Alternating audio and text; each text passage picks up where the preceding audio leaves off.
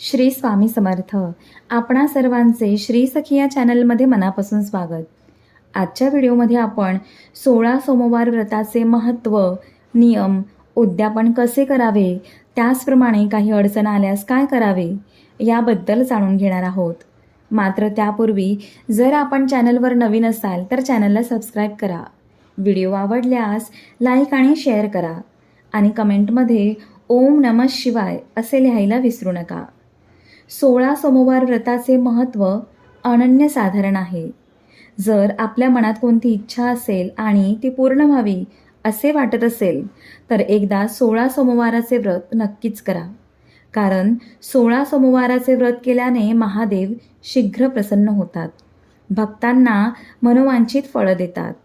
हे व्रत स्त्री, पुरुष, मुलगा किंवा मुलगी कुणीही करू शकते आणि महादेवांकडून मनोवांछित फळ प्राप्त करू शकते. वैशाख, श्रावण, कार्तिक किंवा माघ महिन्यातील शुक्ल पक्षातील सोमवारपासून या व्रतास सुरुवात करता येते. मात्र श्रावण महिन्यातील सोमवारपासून या व्रतास सुरुवात करणे उत्तम, कारण श्रावण महिना महादेवांचा प्रिय महिना आहे. या व्रतामध्ये नियम आणि संयम जास्त गरजेचे असतात. या व्रताचे नियम 16 सोमवार पूर्ण होईपर्यंत पाळावे. या व्रतामध्ये महादेवांची पूजा प्रदोष काळात म्हणजेच सूर्यास्ता अगोदरची 45 मिनिटं आणि सूर्यास्ता नंतरची 45 मिनिटं या काळात करावी. काही कारणास्तव या काळात पूजा करणे शक्य झाले नाही तर आपण सकाळच्या वेळी देखील ही पूजा करू शकतो. मात्र प्रत्येक सोमवारी पूजेची वेळ एकच असावी या गोष्टीची काळजी घ्यावी. म्हणजेच जर प्रदोष काळात महादेवांची पूजा केली तर 16ही सोमवार महादेवांची पूजा प्रदोष काळातच करावी. जर सकाळी केली तर 16ही सोमवार महादेवांची पूजा सकाळीच करावी. उद्यापनाच्या वेळी देखील पूजेची वेळ पूर्ण 16 सोमवार ज्या वेळेत केली तीच असावी. व्रताच्या आदल्या दिवसापासूनच तामसिक जेवण घेऊ नये. 16 सोमवार पूर्ण होईपर्यंत कांदा लसूण खाऊ नये.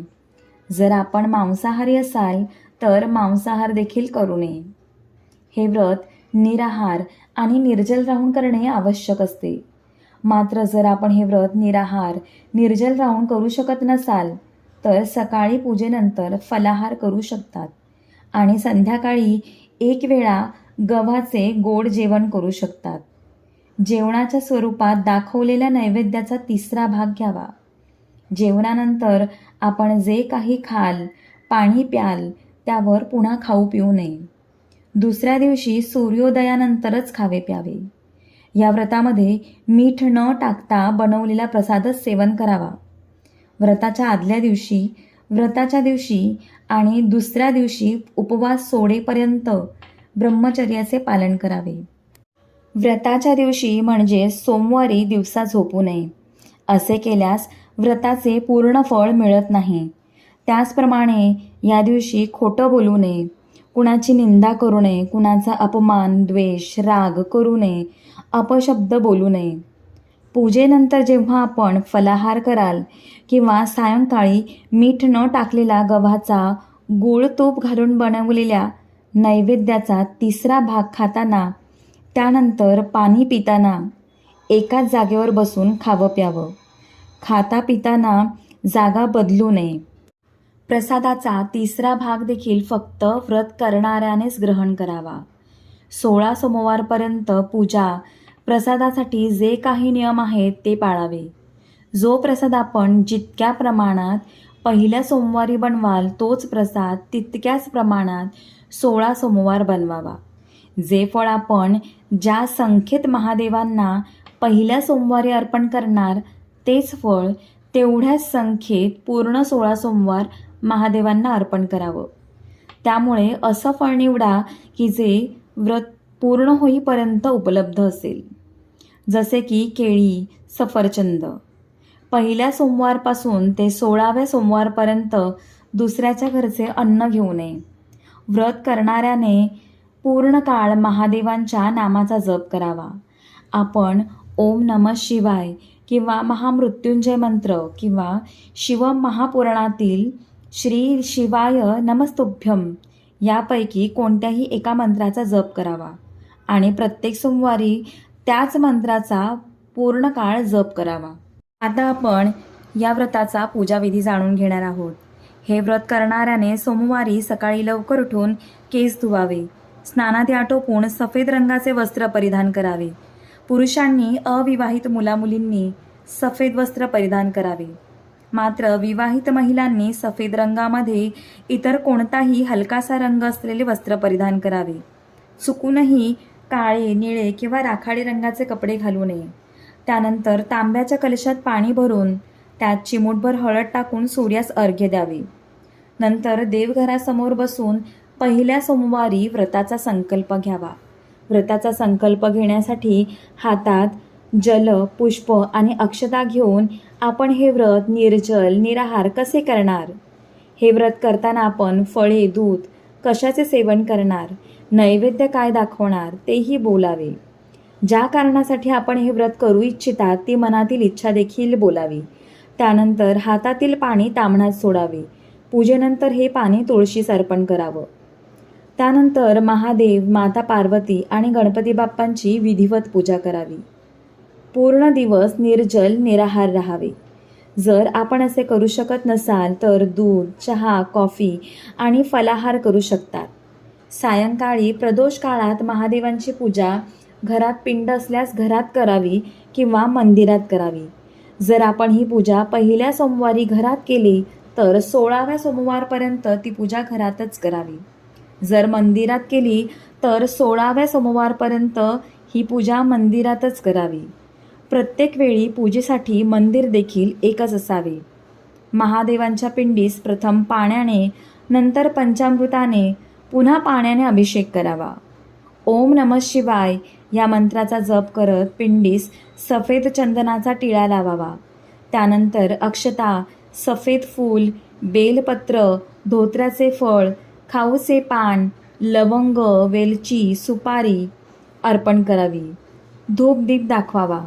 महादेवांना कोणत्याही एका प्रकारचे फळ निश्चित संख्येत अर्पण करावं. तेथेच बसून एक माळ ओम नमः शिवाय या मंत्राचा जप करावा. या मंत्राचा जप करण्यासाठी शक्य असल्यास रुद्राक्षाच्या माळेचा वापर करावा. 16 सोमवार व्रतकथा वाचावी, आरती करावी. जर आपण सकाळच्या पूजेनंतर निर्जल आणि निराहार राहून व्रत केले असेल तर सायंकाळी प्रदोष काळातील पूजेनंतर महादेवांना खडीसाखरेचा नैवेद्य दाखवावा आणि मग ही खडीसाखर आणि पाणी सेवन करावं. त्यानंतर दुसऱ्या दिवशी सूर्योदयानंतरच उपवास सोडावा. मात्र जर आपण सकाळच्या पूजेनंतर फलाहार केला असेल तर सायंकाळी प्रदोष काळातील पूजेनंतर चुरम्याचा नैवेद्य दाखवावा. हा चुरमा गव्हाची भाकरी बनवून तिचा चुरा करून त्यात तूप, गूळ मिसळून तयार केला जातो. 16 सोमवाराच्या पूजेतील हा मुख्य प्रसाद असून याचाच नैवेद्य दाखवला जातो.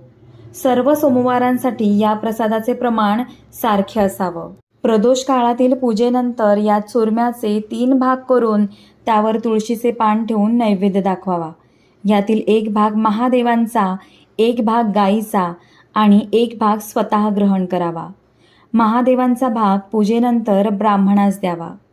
शक्य असल्यास दानदक्षिणा द्यावी. आता आपण व्रताचे उद्यापन कसे करावे याबद्दल जाणून घेऊया. या व्रताचे उद्यापन 17व्या सोमवारी करावे. शक्य असल्यास उद्यापन ब्राह्मणाकडून विधिपूर्वक करावं. उद्यापनाची पूजा आपण स्वतः देखील करू शकता. मात्र 16 सोमवारी ज्या वेळेस आपण पूजा केली असेल, कथा पठन केली, नैवेद्य दाखवला त्याच वेळेस पूजा करावी. उद्यापनाच्या पूजेसाठी 1.25 किलो किंवा 5.25 किलोचा प्रसाद बनवावा. म्हणजेच गूळ, तूप आणि गव्हाचा रवा हे समप्रमाणात घेऊन त्याचा प्रसाद बनवावा. प्रसादाचे 3 भाग करून त्यावर तुळशीपत्र ठेवून महादेवांना नैवेद्य दाखवून आरती करावी. पहिला भाग महादेवांचा, दुसरा भाग गायीचा आणि तिसरा भाग घर परिवारातील लोक आणि आपण सेवन करावा.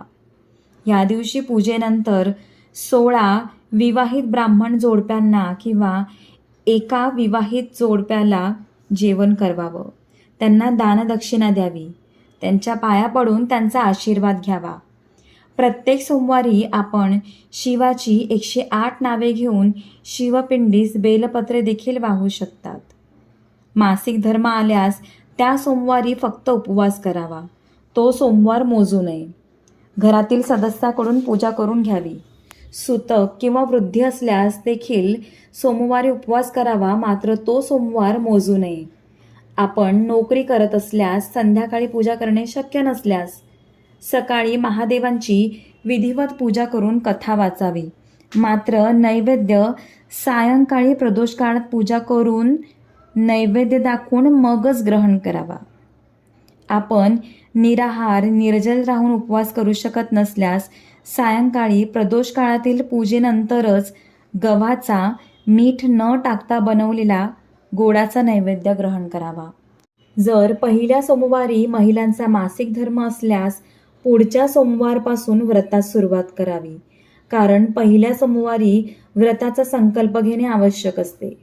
त्याचप्रमाणे जर 17व्या सोमवारी म्हणजेच उद्यापनाच्या सोमवारी मासिक धर्म असल्यास त्याच्या पुढच्या सोमवारी उद्यापन करावं, कारण उद्यापनाच्या पूजेमध्ये आपला सहभाग अनिवार्य असतो.